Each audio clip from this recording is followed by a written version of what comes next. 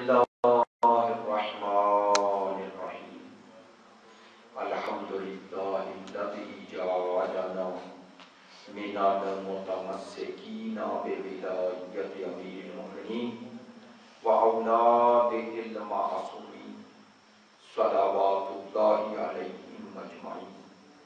الحمد لله على ما أنعم وله الشكر على ما أنعم والثناء بما قدم والصلاة والسلام والتحية والإكرام على سيدنا ومولانا حبيبنا وحبيب قلوبنا شفيعنا أبي القاسم محمد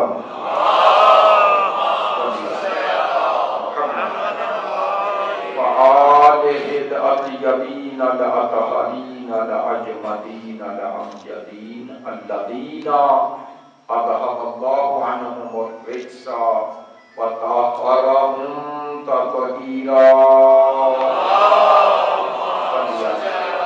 محمد واللعنة الدائمة على منكري فضائلهم وغاصبي حقوقهم من الآن إلى قيام يوم الدين. أما بعد فقد قال سبحانه وتعالى في كتابه المجيد بسم الله الرحمن الرحيم إنا أعطيناك الكوثر فصل لربك وانحر إن شانئك هو الأبتر. صدق الله العلي العظيم. إن الله وملائكته يصلون على النبي يا أيها الذين آمنوا صلوا عليه وسلموا تسليما.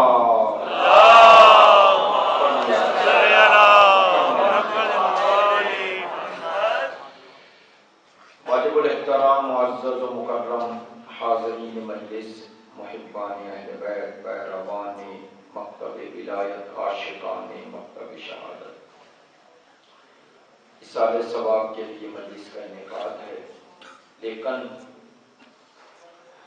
اصال ثواب کے لیے ہم ہمیشہ دو کام ہی کرتے ہیں، ایک تلاوت قرآن کرتے ہیں، دوسرا ذکر اہل بیت کرتے ہیں۔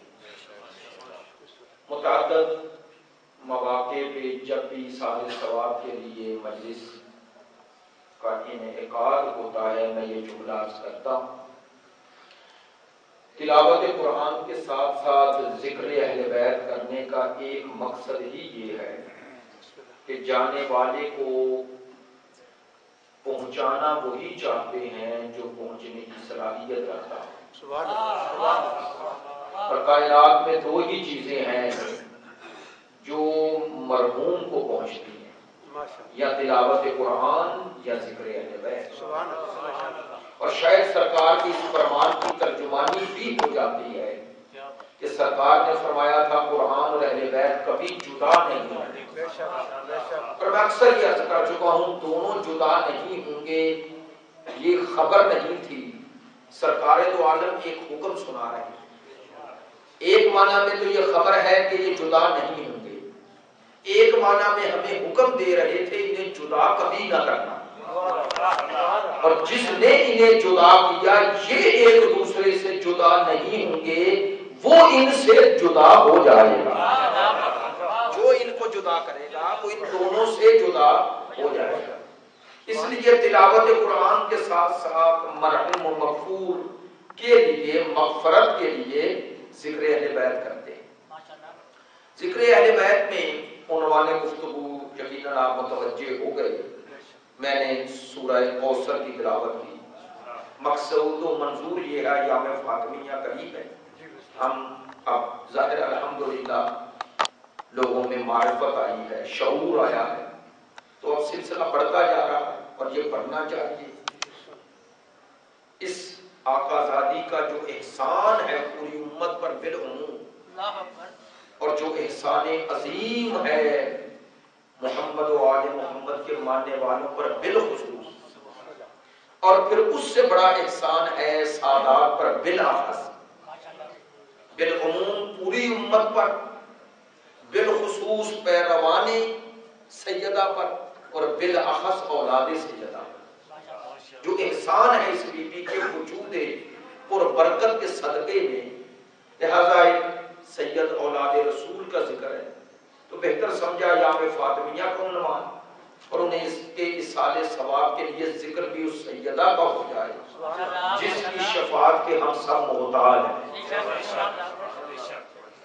عزیزان محترم، بی بی دو عالم سیدہ و نساء العالمین، یہ علمین وہ نہیں ہے جو ہم نے سیدہ کو دیے ہیں، یہ عناوین وہ ہیں جو حکم خدا سے مصطفیٰ نے دیے ہیں، اور یہ عناوین پروردگار عالمین نے کلام مقدس میں، فرقان حمید میں، قرآن مجید میں، لا ریب اور بے عیب کتاب میں دیے ہیں۔ سیدہ کے ذکر کے مختلف پہلو ہیں، سیدہ کی شناخت کے مختلف ذرائع ہیں، لیکن سب سے کامل و اکمل ذریعہ شناخت سیدہ کے دو ہیں۔ ایک خدا سے پوچھو بطول کیا ہے، دوسرا مصطفیٰ سے پوچھو بطول کیا ہے۔ بابا دے بلند صلوات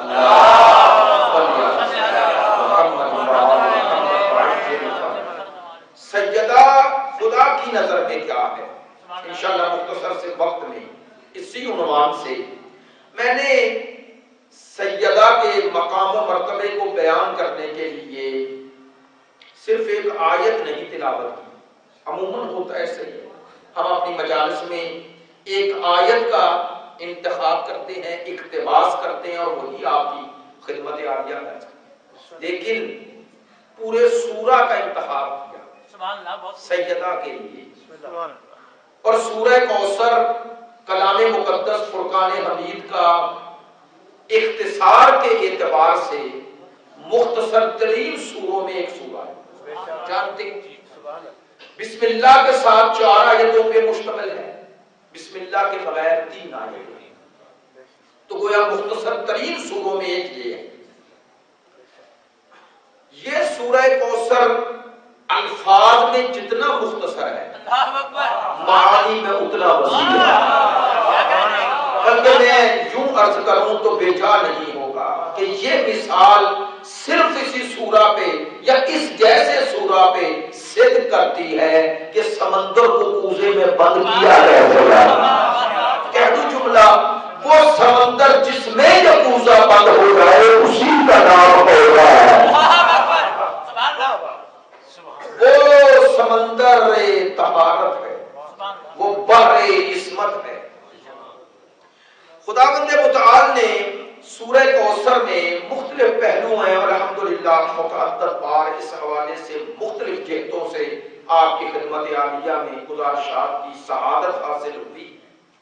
سورہ کوثر ایک اس کا شان نزول ہے، وہ عرض کرتا ہوں، اور ایک سرکار نے اس کے حوالے سے جو منفرد کام کیا وہ عرض کرتا ہوں۔ ظاہر وقت مختصر ہے، اس کو مد نظر رکھتے ہوئے سورہ کوثر میں نے عرض کیا اختصار کے اعتبار سے مختصر ترین سورہ، لیکن سرکار نے سورہ کوثر کے نزول کے بعد شان نزول بعد میں بیان کرتا ہوں، سرکار دو عالم نے سورہ کوثر کے نزول کے بعد ایک کام کیا۔ آپ جانتے ہیں کیا کیا؟ کہ اس سورہ کوثر کو دیوار کعبہ سے چسپاں کیا، اور چسپاں کر کے مکے میں تمام فصحائے عرب سے جنہیں اپنے اہل زمان ہونے پر ناز تھا، سرکار نے انہیں چیلنج کیا کہ یہ قرآن کلام خدا ہے، میرا دعویٰ ہے، دلیل یہ ہے کہ بندے کے کلام کے مقابل کلام آ سکتا ہے، اگر تمہارا یہ دعویٰ ہے کہ یہ میرا کلام ہے تو تم بھی عرب ہو، آؤ اور اس کلام جیسا کلام لاؤ۔ آپ جانتے ہیں قرآن مجید میں 3 طرح کی آیات ہیں، ایک میں پروردگار نے فرمایا کہ اس قرآن جیسا قرآن لاؤ، دوسرے آیت میں فرمایا 10 سورے جیسا سورہ لاؤ، پھر فرمایا فاتو بسورۃ من مثلہ، ایک سورت جیسی سورت لاؤ۔ اب قرآن کا دعویٰ قرآن کے بارے میں، اس کا معنی کہ سارا قرآن اعجاز ہے، معجزہ ہے۔ آپ جانتے ہیں اعجاز معجزہ عجز سے نکلا ہے، عجز یعنی جس کے مقابل انسان عاجز آ جائے، بے بس ہو جائے، تو اعجاز قرآن، قرآن پورا معجزہ ہے۔ ہمارا بھی یہ ایمان ہے، لیکن سوال ہے، پروردگار عالمین نے فرمایا تھا پورے کلام کی مثل 10 سوروں کے مثل، ایک سورہ کے مثل فرمایا، تو اب پورا قرآن سرکار کے سامنے ہے، سرکار نے پورے قرآن مجید میں سے سورہ کوثر کا انتخاب کیا اور دیوار کعبہ سے بھی اسے چسپاں کیا، اور روایات میں ہے کہ 3 دن یا 7 دن یہ سورہ کوثر دیوار کعبہ سے چسپاں رہا، اور تمام آنے والے پڑھتے رہے اور بے بسی اور بے کسی کا اور اپنی عاجزی کا اظہار کر کے جاتے رہے، حتیٰ انہیں لکھنا پڑا ما ھذا کلام البشر، وہ فصحائے عرب کہ جن کے کلام دیوار کعبہ سے چسپاں ہوتے تھے، سبع سمانی سے کہا جاتا ہے، وہ اپنے آپ کو عرب اور اپنے غیروں کو عجم کہنے والے، میرے سامنے پڑھے لکھے دوست ہیں، عجم کا معنی گونگا، ایسے ہی ہے، وہ اپنے علاوہ دوسروں کو کہتے تھے گونگے ہیں، گونگے سے مراد کیا، ان کے پاس یہ فصاحت نہیں، یہ معنی ہوگا، ہم عرب ہیں، ہمارے پاس زبان ہے، یہ ان کا دعویٰ، انہیں قبول کرنا پڑا اس کلام جیسا ہمارے پاس کلام نہیں، اور یہی دلیل ہے کہ یہ کسی بشر کا کلام نہیں ہے۔ توجہ رہے، توجہ رہے، میں مانتا ہوں سرکار نے قرآن مجید کے اعجاز ہونے کو منوایا، انکار نہیں ہے، لیکن پھر بھی سوال ہے سارے قرآن میں سورہ کوثر کا انتخاب کیوں کیا؟ دیکھیں مکے میں جتنا نازل ہو چکا تھا ان میں سورہ قل ھو اللہ بھی ہے نا، تو خداوند متعال نے قل ھو اللہ کو اعجاز نہیں بنایا، بولے قل ھو اللہ معجزہ نہیں ہے نا، تو سورہ قل ھو اللہ کو سرکار دو عالم چسپاں کر دیتے، 2 کام ہو جاتے، ایک وہ پیغام توحید پڑھ دیتے، پڑھنے کے بعد انہوں نے لکھا نا کہ یہ کسی بشر کا کلام نہیں ہے، تو جو پڑھ رہے تھے انہیں قل ھو اللہ پڑھتے پڑھتے کم از کم یہ پیغام بھی مل رہا ہوتا اور اعجاز قرآن بھی سامنے آ جاتا، لیکن سرکار نے اگر پورے قرآن مجید سے کلام مقدس میں سے صرف سورہ کوثر کا انتخاب کر کے دیوار کعبہ سے چسپاں کیا تو صرف اعجاز بنوانا مقصد نہیں تھا، سرکار کی اس کے پیچھے کوئی حکمت بھی ہے۔ اب حکمت کیا ہے؟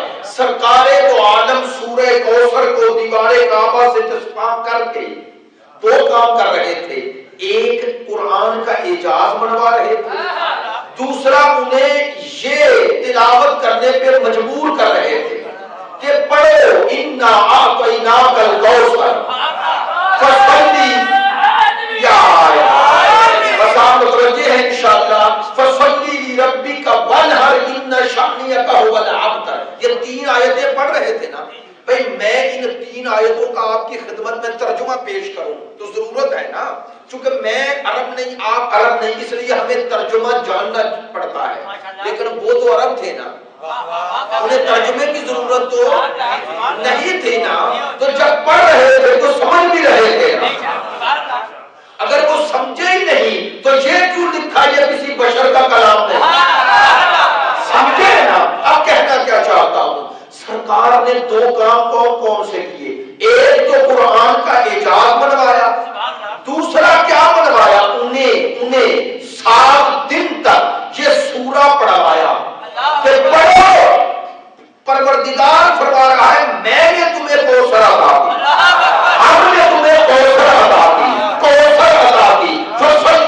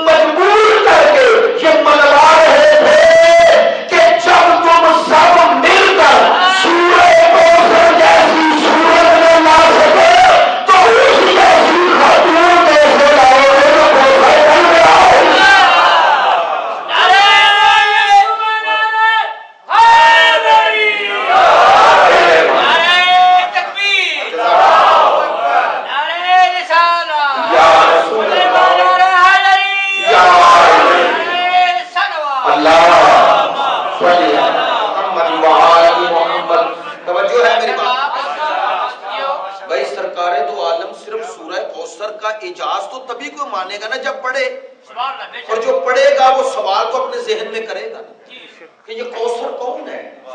تو سرکار انہیں سمجھا رہے تھے، بے توجہ رہے، آپ متوجہ ہیں انشاءاللہ. سرکار پیغام دے رہے تھے، میرے دشمنوں تمہاری امیدوں کو نا امیدی میں بدلنے والی آئے. تم سب کو امید کیا ہے؟ اب میں آپ کی خدمت عالیہ میں سورہ کوثر کا شان نزول بیان کرتا ہوں جو شیعہ سنی دونوں نے لکھا، اور اگر کسی نے قبول نہ کرے تو میں دلیل بھی دے دوں گا اپنے نوجوان بھائیوں کے لیے. عزیزان محترم، پروردگار عالمین نے اس سورہ کوثر کو نازل کب کیا اور کیسے کیا؟ سرکار کے پے در پے بیٹے دنیا سے تشریف لے کے جانتے ہیں، قاسم، طیب، طاہر، عون، ابراہیم، 5 بیٹے. 5 بیٹے، بعد میں 6 لکھے، عبداللہ بھی لکھا، تو اب 6 کہیں یا 5، تو بہت بڑی انسان کے لیے قلبی طور پر بہت ہی بات ہوتی. 5 سے 6 بیٹے دنیا سے چلے جائیں، پھر متوجہ ہیں. میں ایک جملہ کہوں گا، آپ سے بہتر قدر کون کرے گا؟ میرا آپ سے تو پڑھتے ہوئے کبھی یہ کہنا بھی تو نہیں سمجھتا ہوں، لیکن ایک جملہ کہتا ہوں، جس کے صدقے میں شاہ صاحب بیٹے ملے اللہ اسی کے بیٹوں کو باقی ہے. کبھی سوچا کیوں جس کے صدقے میں بیٹے ملے اس کا اپنا بیٹا نہ رہے؟ اللہ نے بیٹے دیے ضرور، لے لیے، اور نسل بیٹی سے چلا دی تاکہ قیامت تک بیٹی کے آنے کو دکھ کا اظہار نہ کرے. جزاک اللہ، بات آپ تک پہنچ گئی. جس کے صدقے میں دنیا کو بیٹے ملے اس کا اپنا ایک بیٹا بھی اس نے زندہ نہ رہنے دیا، بلا لیے نا، بلا لیے، اور نسل بیٹی سے چلا دی تاکہ قیامت تک بیٹی کے آنے پر تمہیں کوئی اور یاد آئے نہ آئے مصطفیٰ یاد. ایک جملہ بدل دوں، 1 بیٹی، 2 بیٹی، 3 بیٹی، 4 بیٹی، 5 بیٹی. بھائی ہمارے ہاں جب بیٹیوں کی پیدائش اتنی ہوتی جائے، معذرت چاہتا ہوں، بات جوڑ کے کہہ رہا ہوں، کسی معاشرے میں اور آپ اکٹھے رہتے ہیں، 5ویں بیٹی پہ تانے دینا شروع کرتے ہیں نا، تانے دینا شروع کرتے ہیں. کسے تانے دے رہے ہو؟ جس کے ہاں 5ویں بیٹی ہے میری بات تو جو ماں بن رہی ہے نا اس کو ہی تانے دے رہے ہیں. خدا کے لیے کبھی ہم نے سوچا بیٹی کے پیدا ہونے میں اس کا کیا ہے عمل دخل؟ نہیں توجہ، جس سے تانے دے رہے ہیں اس کا کیا قصور ہے؟ اگر وہ قصوروار ہے تو وہ باپ بھی قصوروار ہے جس کی 5ویں بیٹی ہے. بات میں نے سخت کر دی لیکن ہے حقیقت. اگر 5ویں بیٹی پر ماں قصوروار ہے، سسر یا ساس تانا دے رہی ہے بہو کو، ہاتھ جوڑ کے کہوں گا یہ اپنے بیٹے کو بھی تانا دے. نہیں، یہ تانا دونوں کو دینا یہ اللہ کی رحمت کا انکار ہے. خدا کی قسم میں ایسے ہی جملے یہ خوشامدن نہیں کر رہا، حقیقت میں کر رہا ہوں. یہ اللہ کی رحمت کا انکار ہے، اور اس کا جو اللہ کی ناراضگی ہے وہ یہاں بھی ظاہر ہوتی ہے وہاں. اگر خدا کے ہاں بیٹی کا آنا یہ ناراضگی کی دلیل ہوتی تو خدا مصطفیٰ کی نسل بیٹی سے کیوں چلاتا؟ توجہ ہے، کیوں چلاتا؟ خداوند متعال ہم سب کہتے ہیں شفیع المذنبین، سرکار دو عالم کو کہتے ہیں کہ ہمارے گناہوں کے شفیع، بخشوانے والے. ایسا ہی ہے نا، لیکن جملہ کہوں ہے سرکار ہی. بسم اللہ، آئیے تشریف لائیں، ایک سلوات پڑھنے کو لاتا ہوا.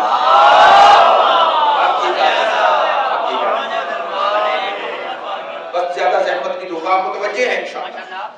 میں جملہ کہنا چاہ رہا ہوں اس میں درمیان میں ہی، وہ یہ ہے ہم شفیع المذنبین سرکار کو کہتے ہیں. عام اہل سنت بھی سرکار کو ہی شفیع مانتے ہیں.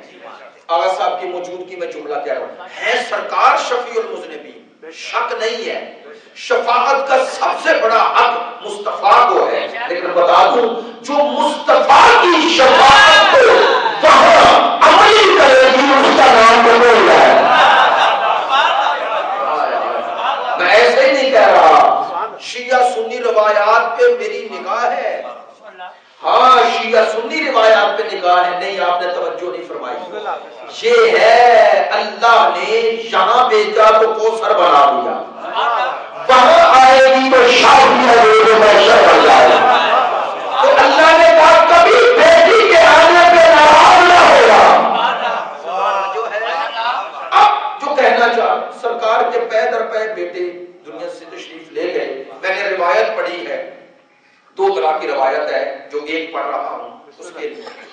حضرت قاسم کی وفات کے بعد ان کو دفن کر کے سرکار واپس آ رہے ہیں اور کعبہ کے پاس سے گزرے۔ جیسے ہی کعبہ کے پاس سے گزرے تو عاص بن وائل عمر بن عاص کا باپ، یہ کہتے 4-5 لوگوں کے ساتھ، شدید پست لوگوں کے ساتھ بیٹھا ہوا ہے۔ سرکار جیسے ہی قریب سے گزرے اس کی نظر پڑی، سرکار کو سنانے کے لیے یہ کہتا ہے ملعون کہ سرکار کا تو مثلا محمد کا کوئی بیٹا ہی نہیں بچا۔ جب بیٹا نہیں بچا تو ہم معذرت چاہتا ہوں یہ جملہ سمجھانے کے لیے کہنے لگا یہ ابتر ہے۔ ابتر عرب میں اسے کہتے تھے دم بریتا، دم کٹا، یعنی جس کا کوئی باقی نہ رہے، نہیں توجہ رہے۔ یہ تانا دیا کہ اس کا تو بیٹا ہی نہیں بچا، یہ ابتر ہے۔ نہیں، انہیں سرکار کا بیٹا نہ بچنے سے کیا اور کیوں یہ کہہ رہے تھے، یہ ہے سیدہ کی عظمت کو پہچاننے کا۔ اصل میں انہیں اس بات سے غرض نہیں تھی کہ سرکار کا بیٹا بچے یا نہ بچے، انہیں غرض یہ تھی کہ اگر سرکار کا بیٹا نہ رہا تو پیغام نہیں رہے گا۔ تو دشمنی مصطفیٰ سے نہیں تھی، دشمنی مصطفیٰ کے ہدف اور پیغام سے تھی۔ کاش بات پہنچ جائے، تھوڑی سی دقیق بات کر رہا ہوں، بلند درجہ کر رہا ہوں، اور آپ کی کچھ سماعتوں کو اصل میں دشمنی سرکار سے اس لیے تھی، ورنہ سرکار سے دشمنی ابو لہب کو کیوں ہوتی؟ ان کی دشمنی کا سبب ذاتی نہیں تھا، ان کی دشمنی کا سبب یہ تھا کہ یہ پیامبر ہے، یہ پیام توحید پہنچا رہا ہے۔ اب ان کے ذہنوں میں یہ تھا کہ اگر مصطفیٰ کا اپنا ہی نہ رہے، بیٹا نہ رہے تو پیغام نہیں رہے گا، پیغام نہیں رہے گا تو دوبارہ اس مکے میں بت پرستی شروع ہو جائے گی۔ توجہ ہے، تو سارا مقصد یہ تھا کہ اس کا بیٹا نہ رہے، کیوں نہ رہے؟ تاکہ اس کا پیغام نہ رہے۔ اب جملہ کہوں، بھائی دشمن اور سرکار کے سخت ترین دشمن، لیکن انہیں بھی یہ پتا تھا کہ سرکار کا پیغام باہر والا نہیں بچائے گا۔ آپ متوجہ نہیں ہو رہے ہیں، ہے دشمن مصطفیٰ، لیکن اسے بھی اتنا پتا ہے کہ یہ مصطفیٰ کا پیغام باہر سے آنے والا نہیں پہنچائے گا، مصطفیٰ کے گھر والا ہی بچائے گا۔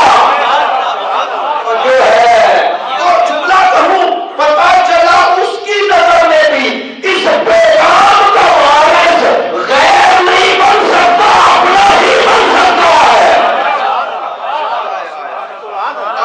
یہ تانا دے رہا ہے، یہ تانا دیا، سرکار نے اس کا تانا سنا۔ سنیے، تانا سنا، دکھ ہوا، دکھی ہوئے دل میں، سرکار نے اس کی اس گستاخی اور اس پست گفتگو میں بھی اسے مخاطب نہیں کیا، اسے جواب نہیں دیا۔ کیوں نہیں دیا؟ یہ ہے ہم سب کے لیے سرکار کے اخلاق کی اپنی تربیت۔ سرکار نے سنا، اس نے یہ پست گفتگو کی کہ یہ ابتر ہے، ابتر ہے، ابتر ہے۔ بار بار جملہ اس لیے دہرا رہا ہوں تاکہ آپ تک پہنچے، ورنہ گستاخی ہے، قصد ایسا نہیں۔ کہنے لگا یہ ابتر ہے، ابتر ہے، یہ کہا، سرکار نے سنا، جواب نہیں دیا۔ کیوں نہیں دیا؟ سرکار نے ہم سب کو سمجھایا کہ اعلیٰ ظرفی کی علامت ہی یہ ہے کہ پست سے کبھی مخاطب نہ ہو۔ سمجھایا کہ اعلیٰ ظرف لوگ کبھی پست لوگوں سے ہم کلام نہیں، ان کی برابری تک نہیں جاتے۔ یہ اعلیٰ ظرفی کی علامت ہے کہ اسے اتنا اگنور کرو کہ وہ ترسے۔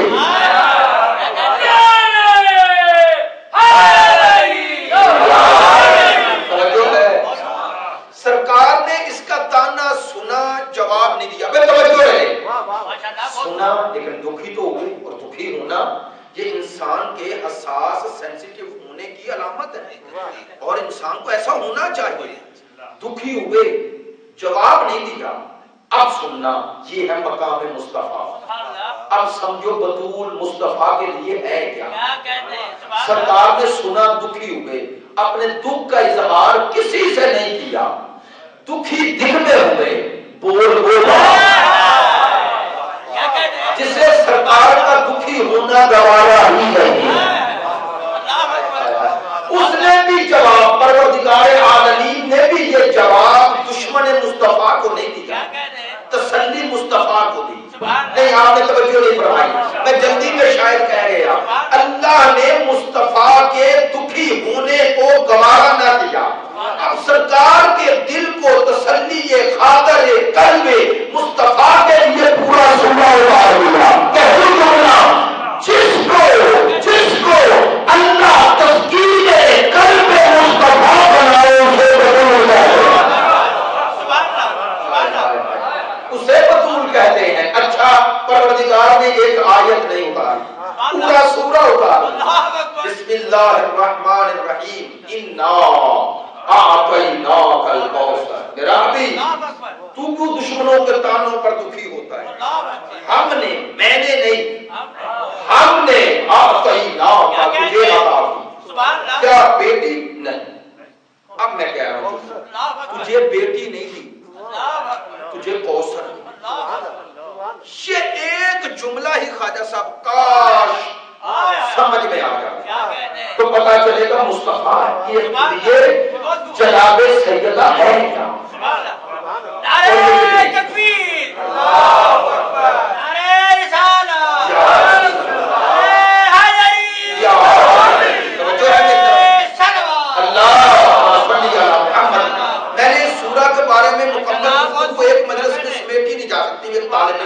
اپنی کام علمی کا اعتراف ہے لیکن پھر بھی ممکن نہیں 2-4 جملے صرف اس سورہ کے پہلی آیت کے بارے میں عرض کرنا. پروردگار فرما رہا ہے انا اعطیناک الکوثر, ہم نے تمہیں کوثر عطا کی. بیٹی نہیں, کربلا کہہ رہا ہوں, منبر پہ کہہ رہا ہوں, بطول رسول کو بیٹی بن کے نہیں ملی, اللہ اکبر سبحان اللہ, کوثر بن کے ملی. بیٹی بن کے عطا نہیں ہوئی, کوثر بن کے عطا ہوئی. نہیں, تیسری دفعہ دوہرا رہا ہوں, بیٹی نہیں دی. اللہ محمد, بیٹی نہیں دی, تجھے کوثر دی ہے, کوثر دی ہے. کیوں کہا 3 دفعہ جملہ؟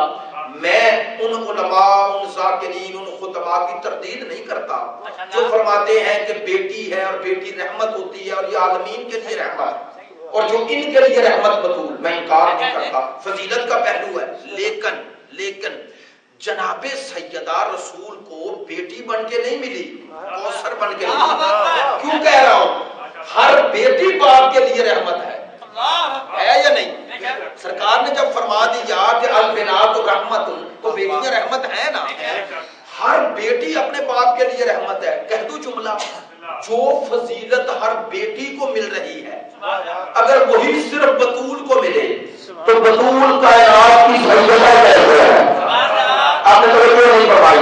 وہ سردار ہے, عورتوں کی سردار ہے, کیسے ہے؟ اسی لیے کہہ رہا ہوں بیٹی بن کے نہیں ملی, کوثر بن کے ملی. کیوں کہہ رہا ہوں کوثر بن کے ملی؟ میرے ذہن میں وہ آیتیں ہیں اور اب عرض کرتا ہوں, آپ متوجہ ہوں گے تو انشاءاللہ سیدہ کی فضیلت کا ایک پہلو آپ کی خدمت میں. میں نے کیوں کہا بیٹی نہیں کوثر ہے؟ کوثر کا معنی نہیں کیا. کوثر کا معنی کرنے کے لیے بھی ایک تقریر چاہیے, لیکن ایک جملے میں آپ کے ذہنوں میں ہے. کوثر کا ترجمہ جا کے پڑھ لیجئے گا, خیر کثیر. یہ خیر کثیر ایک لفظ نہیں, 2 لفظ ہیں, 2 ہیں, 2. خیر کثیر, خیر کثیر یعنی خیر میں کثرت. تجھے کوثر دی, کوثر خیر اور خیر میں کثرت.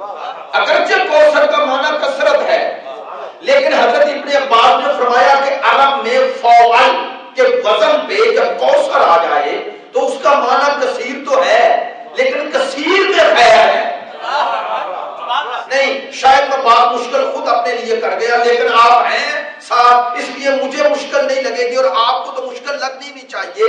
خیر کثیر 2 لفظ ہیں, سے خیر بھی کرے اور کثیر بھی کرے. نہیں کثیر کا معنی کیا ہے؟ زیادہ.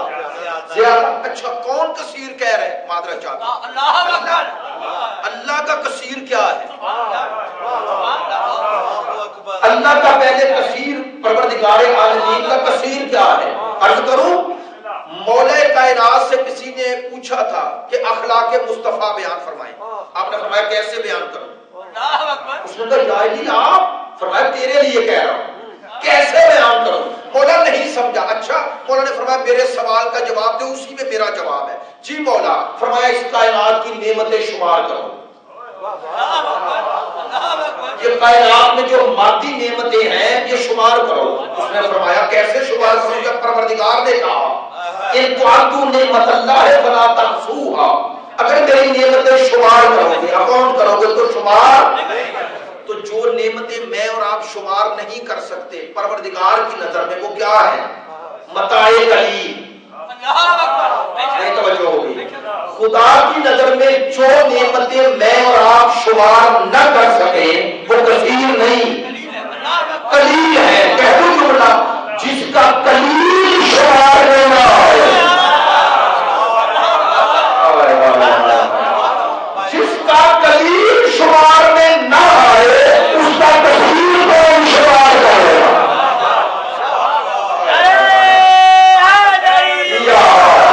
توجہ ہے میری بات پہ؟ نہیں. اب کہنا چاہتا ہوں مجلس ہے اور ممبر پہ کہہ رہا ہوں, مجلس ہے اصال ثواب, اور اصال ثواب بھی ایک ایسی شخصیت میرے ساتھ میں ان کا 5 سے 6 سال تک ایک قریبی تعلق تھا. خواجہ صاحب آپ کو بھی پتا تقریباً ہر مجلس پہ پہلے بندہ حکیم کو پوچھتے, اور جو کچھ خواجہ صاحب نے فرمایا میں نے اس سال 16 سے 20 محرم وہی خمسہ پڑھا ہے. سادات ہے, جھنگ کا محلہ سادات ہے جہاں بابا حسن شاہ وغیرہ صاحب ہوتے ہیں, وہیں وہ شہر یار ترمذی صاحب ہیں ان کے گھر میں میں ٹھہرا. مجھے انہی دنوں میں مریض تھے 16 سے 20 محرم کے دوران, تو کم از کم 2 کنال میں وہ امام بارگاہ چھت ہے صرف. اس سال بھی میں پڑھ رہا ہوں 16 سے 20 محرم. واقعی میں گواہی دیتا ہوں وہاں ہر بندے نے کہا کہ اگر یہاں پر عزاداری ہے اور اس امام بارگاہ میں ہے تو شاہ صاحب کی بتاؤں. بابا سے بلند صلوات.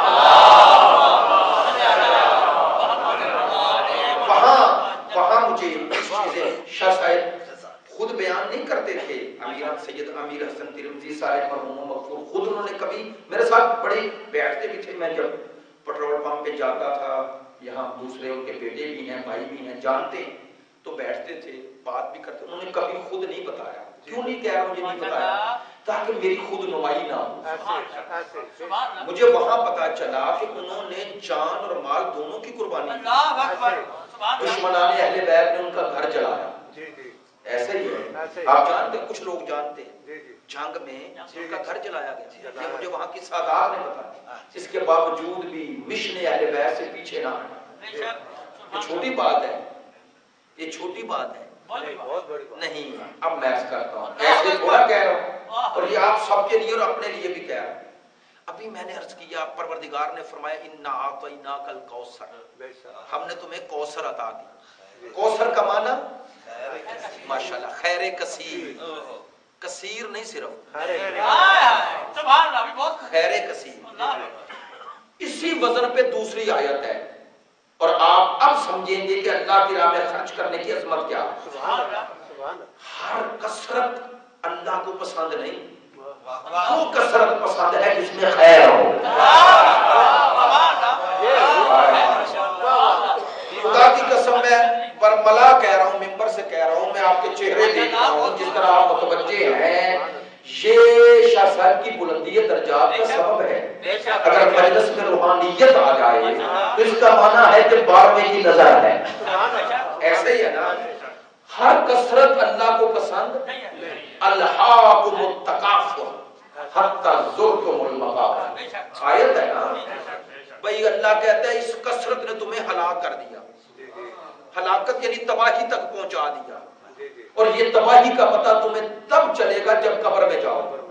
ایسے ہی نا, مقابر قبر کی جمع ہے. توجہ کثرت وہ ہے جو ہلاکت تک لے جاتی ہے اور ایک کثرت وہ ہے جو خیر بن جاتی ہے. اللہ نے مصطفیٰ کو کثیر نہیں دیا, کثرت نہیں دی. فرمایا کہہ رہا ہوں, ممبر پہ کہہ رہا ہوں, اللہ نے مصطفیٰ کو یہ نہیں کہا تجھے کثیر دیا, کہا خیر بنایا پہلے اور کثیر بنایا بعد میں. اب پہلی جملہ جس سے اللہ خیر بنا کر پھر اس میں کثرت ڈال دے اسے بطول کہتے ہیں.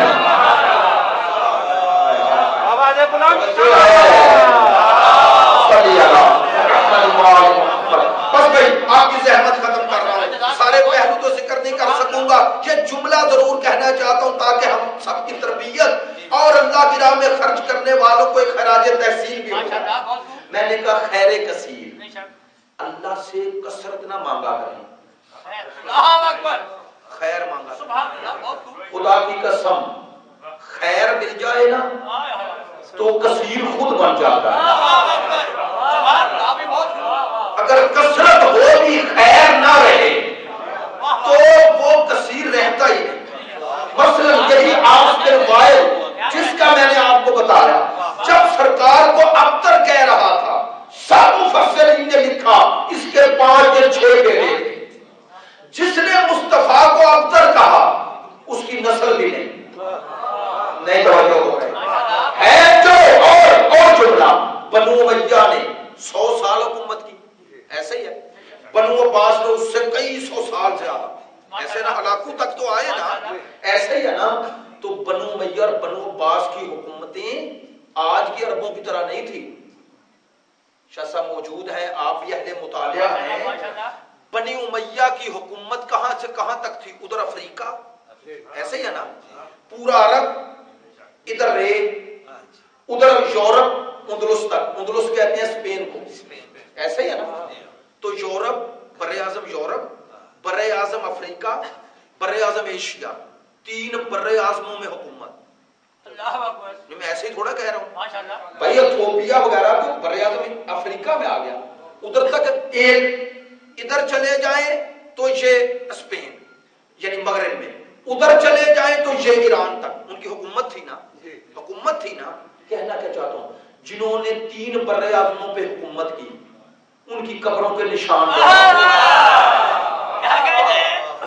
جو نہیں ہے. اصل میں سارے سورہ کا تو معنی کر ہی نہیں سکتا. ایام فاطمیہ, اور چونکہ میں اس سال لاہور ہوں, میں نے بہتر سمجھا کہ اس عنوان سے ایک گفتگو ہو جائے اور شاہ صاحب کے سال ثواب کے حوالے سے ہو گئی, یہ ہمارے لیے بھی باعث برکت ہے. ایک جملے میں معنی کر دوں, ان شانیہ کا ہوا لاتا ہے. اللہ نے کہا بطول کا دشمن ہوتا رہے گا. اللہ نے کہا اس آیت کا معنی پڑھنا نہیں دے گا. اس آیت کا معنی اور مفہوم پڑھو نہیں, تفسیر دیکھ لو, دیکھ لو. جو جو دشمن بطول تھا اللہ نے اس کا نام و نشان باقی نہ رہے.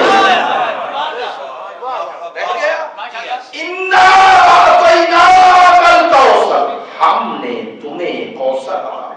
تو میں نے جو جملہ کہنا چاہ رہا تھا, اللہ سے خیر مانگا کرے, خیر اور خیر میں کثرت دے, خیر میں کثرت دے. مثلا اگر کسی کے 5 بیٹے ہیں اور 5 میں سے ایک بھی سبب خیر نہ بنا تو یہ کثرت ہے خیر میں. لیکن اگر ایک بیٹا ہے اور وہی خیر بنتا ہے تو یہ خیر بھی ہے, کثیر بھی ہے.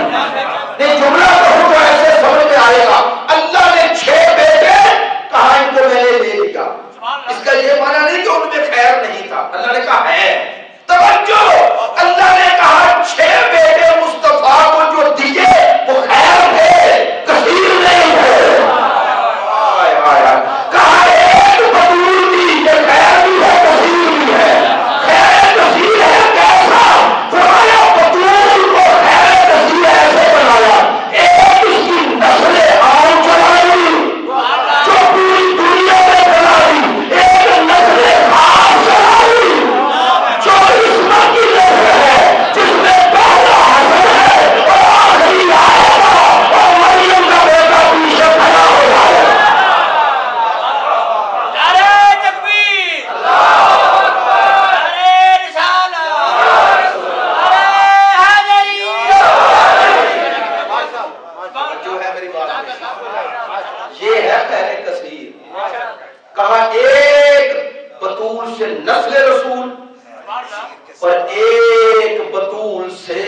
وارثان رسول. میں نے جملہ کہہ دیا ہے, کہا ایک نسل رسول بطول سے چلائی اور ایک وارثان رسول بطول سے چلائی. وہ سلسلہ عصمت بھی بطول سے چلا. اور آخری جملہ کہہ رہا ہوں, میرا یہ ایمان ہے دنیا کو مقام سجدہ کا ادراک نہیں ہوا, اسی لیے قدر بھی نہیں کی. ادراک نہ ہوا تو قدر بھی نہ کی. اللہ چاہتا ہے اس وقت تک قیامت نہ آنے دو جب تک مقام بطول لوگوں کی سمجھ میں نہ آ. نہیں, اگر اللہ یہ نہ چاہتا ہوتا تو بطول کے آخری بیٹے کو بنانا چاہتا. نہیں توجہ ہے نہیں, بطول کا بیٹا بڑھتے رحمت میں. کس امت کی بطول؟ امت مصطفیٰ کی. دو بطول ہے نا, ایک بنی اسرائیل میں, ایک مصطفیٰ کی امت میں. اللہ نے دونوں کو بیٹا دیے اولاد میں, ایک کے بیٹے کو پردہ غیبت میں اور ایک کے بیٹے کو آسمانوں میں. ادھر بطول کا بیٹا ظہور کرے گا اور ادھر بنی اسرائیل کی بطول کا بیٹا ظہور کرے گا. ہاں, وہ اپنا سر بطول کے بیٹے کے قدموں میں رکھ کے وہی کو بتائے گا. دنیا والے دیکھ لو مریم کے بیٹے کی شان کیا ہے اور بطول کے بیٹے کا مقام کیا ہے.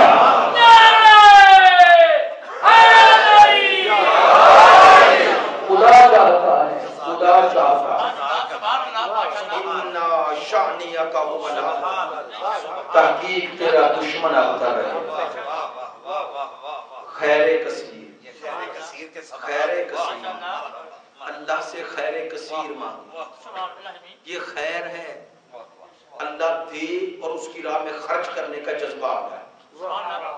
یہ توفیق سے ہوتا ہے, توفیق سے.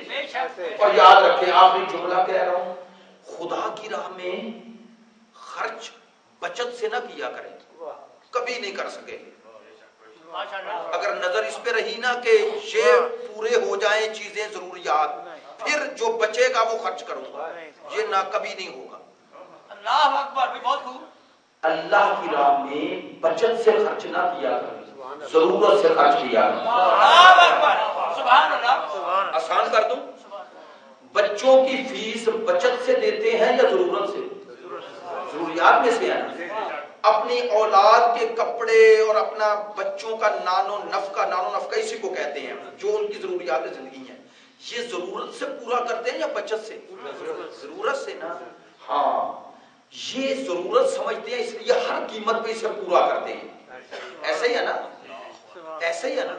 دین پہ ان میں سے خرچ کرو, بچت سے خرچ نہ کرو. کہہ دو جملہ, اگر تم دین کو ضروریات میں شامل کر لو گے تو اللہ کبھی تمہیں ضرورت میں کسی کا محتاج نہیں ہونے گا. میری بات پہنچ گئی. ضروریات میں سے خرچ کرو. دین زندگی میں ایسے نہیں جیسے آٹے میں نمک ہوتا ہے کہ آٹا مقصود و منظور ہے نا, اسی سے روٹی پکانا چاہتے ہو تو نمک تو ویسے ڈالتے ہو کہ اس کی لذت ہو جائے, ایسے ہی ہے نا.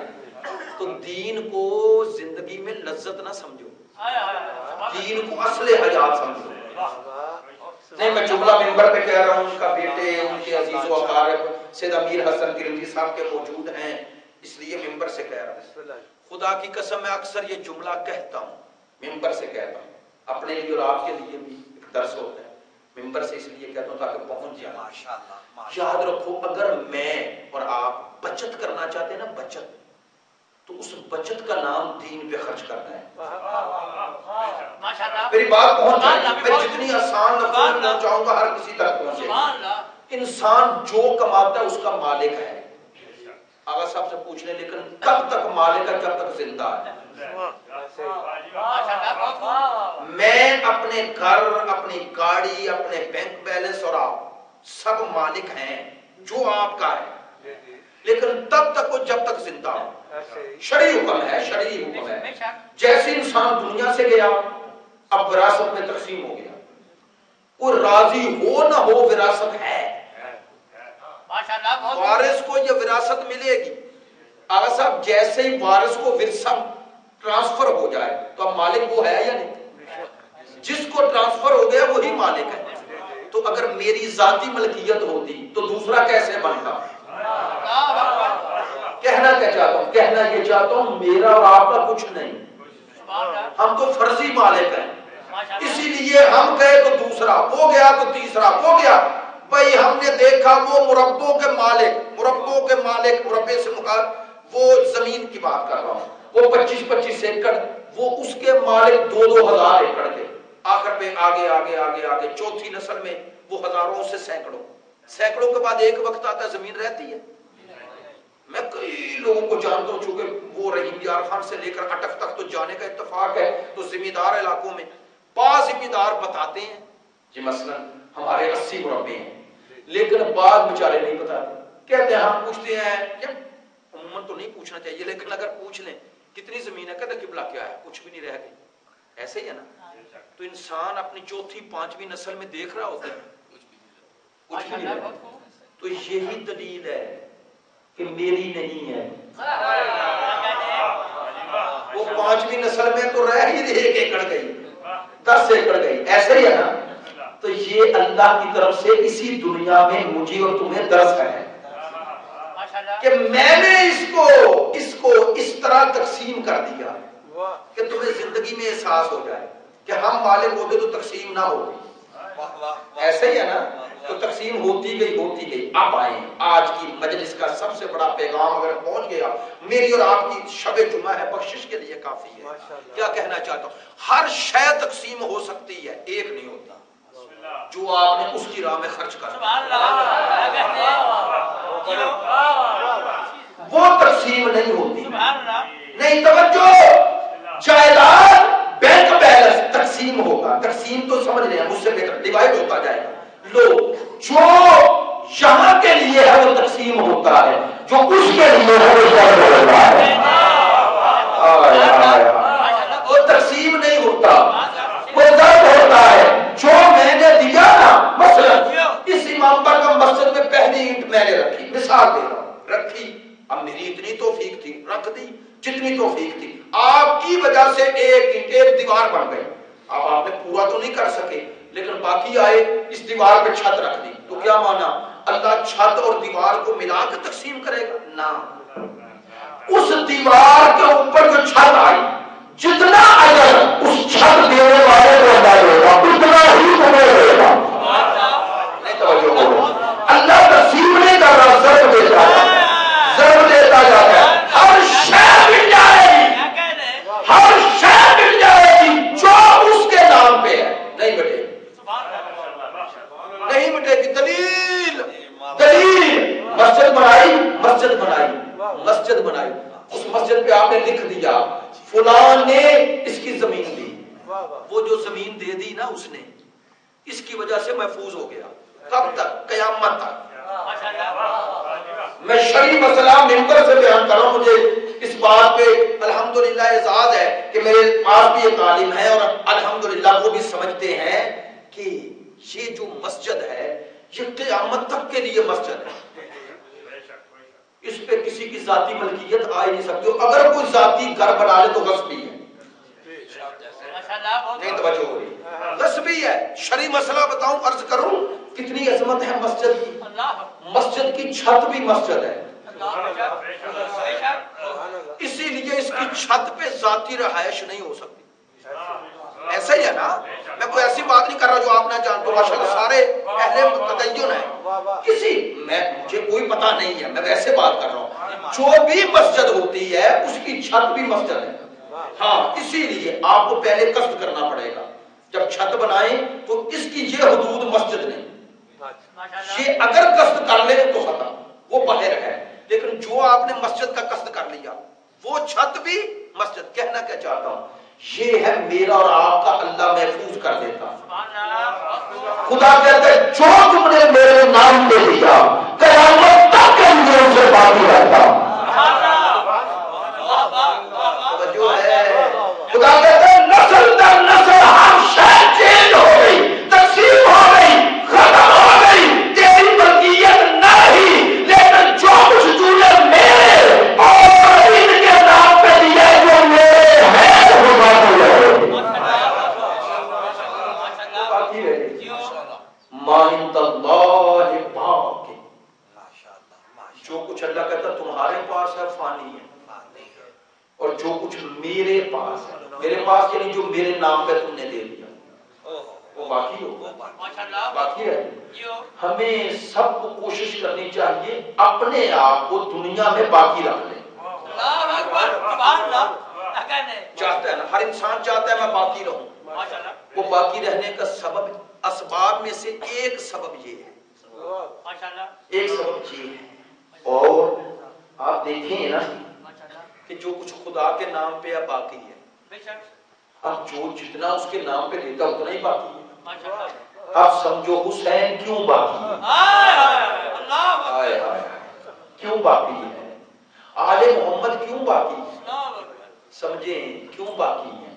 جو کچھ حسین کے پاس تھا حسین نے اپنا سمجھا ہی نہیں،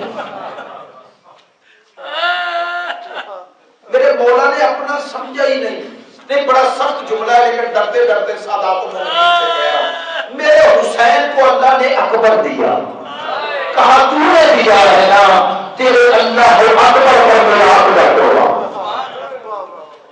علامہ نقل کا جملہ یاد آ رہا ہے، فرماتے ہیں اکبر 18 سال کا کڑیا، کہتے ہیں زندہ بھی رہتے تو کتنے سال رہتے، 20 سال 30 سال 50 سال 60 سال، ایسا ہی ہے نا۔ کہتے ہیں حسین نے اکبر کو 18 سال میں اس کی راہ میں دے کر اکبر کو 18 سال میں باقی رکھ دیا۔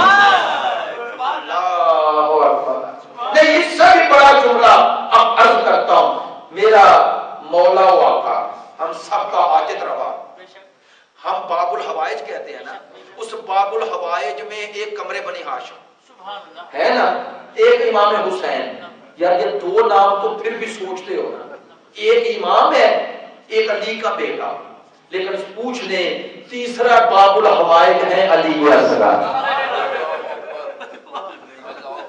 کبھی سوچا کہ اصغر 6 ماہ کے اور باب الحوائج، یہ ہے حسین، یہ ہے حسین جو قیامت تک کے لیے 6 ماہ کے اصغر کو باب الحوائج بنا دے۔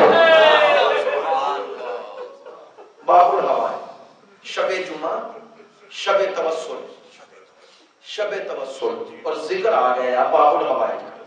بس میں زیادہ جملہ تو کہتا ہی نہیں، مجھے بڑا خوبصورت جملہ لگتا ہے، افلاطون بڑا عظیم مفکر مواہب تھے، توحید پرست قبل از مسیح، ایک پیارا جملہ ہے اس کا، ایک کتاب میں پڑھا، اور جب بھی حضرت علی اصغر علیہ السلام کی شہادت پڑھتا ہوں تو یہ جملے سے آغاز کرتا ہوں، اور اس سے بڑا جملہ اہل تدبر تفکر اہل شعور اہل دل کے لیے بڑا جملہ کوئی نہیں، اگر معرفت کے ساتھ گریہ کرنا ہے نا تو اس سے بڑا جملہ کوئی نہیں۔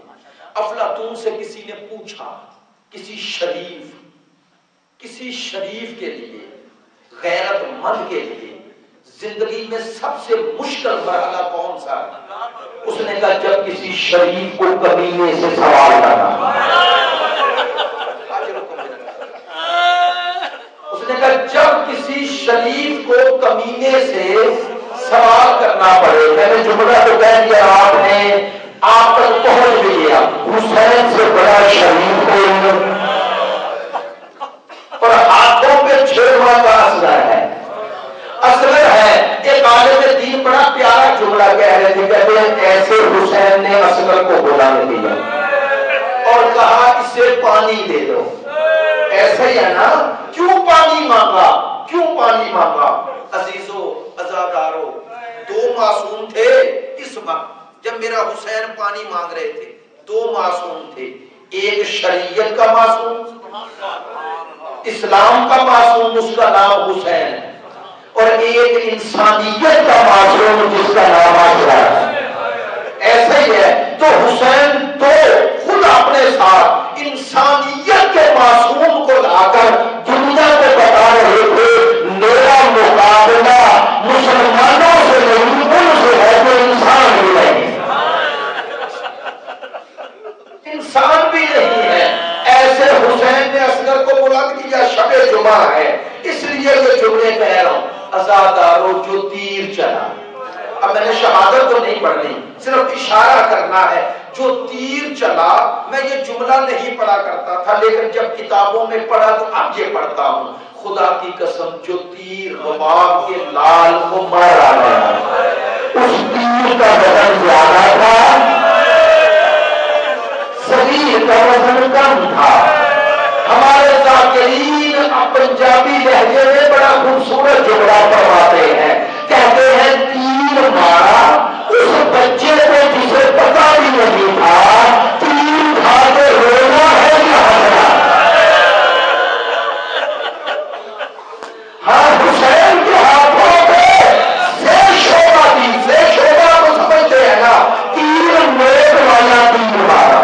جانتے ہو تیر مارنے والے نے پوچھ کا اظہار اتنی شدت سے کیا کہ میرا لوگ نہیں ایک کام سے تیر لگا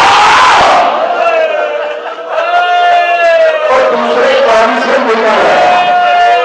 اب شاعر کہتا ہے حسین کے ہاتھوں میں اصلے طلبا نہیں، میں نے پڑھ دیا آپ نے سن دیا. آج پانچواں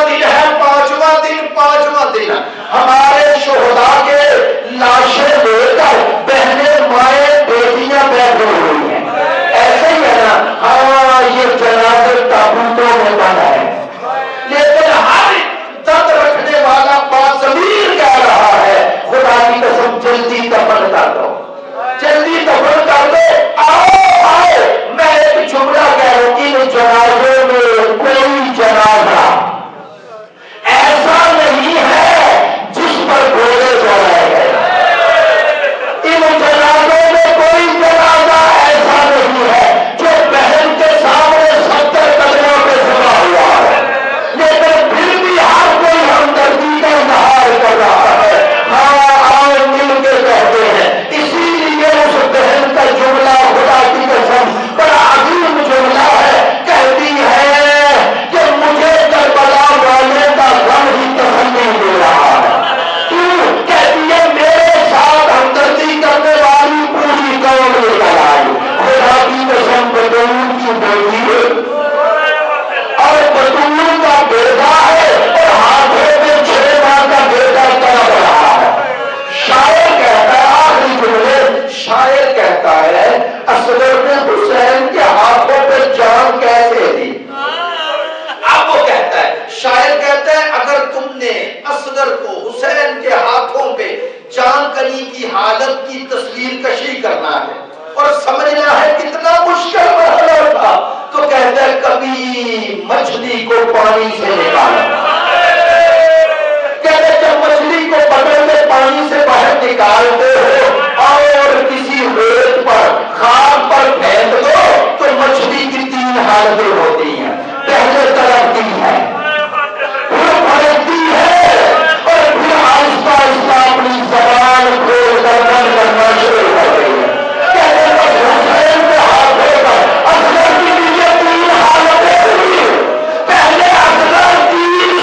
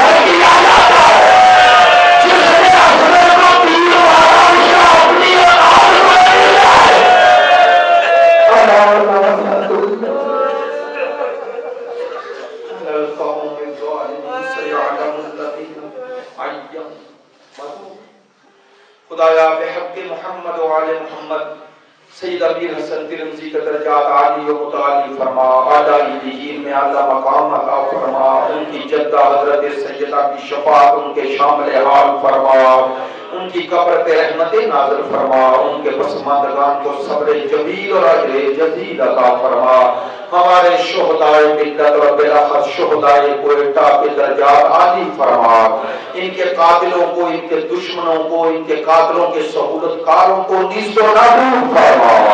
خدایا ان کے خانوادے جو بھی ان شہداء کے خاندان ہیں انہیں صبر جمیل اور اجر جزیل عطا فرما، ہمارے امام ہمارے مولا و آقا کی مدد ہمارے شامل حال فرما، ناصبیت خارجیت یزیدیت کا کلا کما فرما۔ شب جمعہ ہے، سب مل کر دعا کریں گے، مصائب کی حالت میں ہیں، خدایا قلب یوسف زہرا امام زمان کو ہم سے راضی و خوشنود فرما، ان کا ظہور فرما، ان کے روح انور کی زیارت نصیب فرما، خدایا ان کی رفاقت میں عالمی انقلاب برپا کرنے کی توفیق عطا فرما، دین خالص محمدی کو پوری دنیا پر برپا کرنے اور نافذ کرنے کی توفیق عطا فرما، ان کے قدموں میں ہمیں شہادت کی سعادت نصیب فرما، خدایا بحق محمد و آل محمد امام کی غیبت میں امام کے بخشے ہوئے نظام مرجعیت کے ساتھ منسلک رہنے کی توفیق عطا فرما، بحق محمد